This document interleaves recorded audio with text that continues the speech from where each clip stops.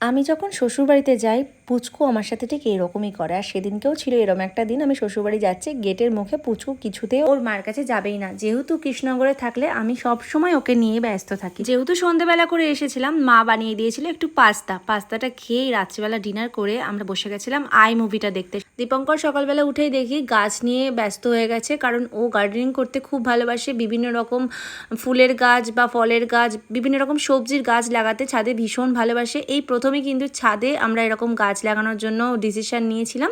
ওর খুব ভালো লাগে গাছ লাগাতে, তাই গাছের প্রিপারেশন করছিল। আর আজকে আমি তোমাদের সাথে আমার শ্বশুরবাড়ির ছাদটা পুরোটা ঘুরিয়ে দেখে দিলাম যে আমার শ্বশুরবাড়ির ছাদটা কেমন। ছাদে আসাই হয় না, 1.5 বছর বিয়ে হয়েছে, 1.5 বছরে বলতে গেলে আমি 2বার ছাদে এলাম। তারপরে আমি ওকে একটু হেল্প করে দিয়েছিলাম, যেহেতু আমি ভিডিও করছিলাম, আর তার সাথে ওকে একটু হেল্পও করে দিয়েছিলাম ওর নিচ থেকে জিনিসগুলো ছাদে নিয়ে যাওয়ার জন্য। তারপরে দেখছিলাম সব মাটিগুলো একসাথে মিক্স করে এরকম একটা জারের মধ্যে সব গাছগুলোকে বসিয়ে জল দিচ্ছিল।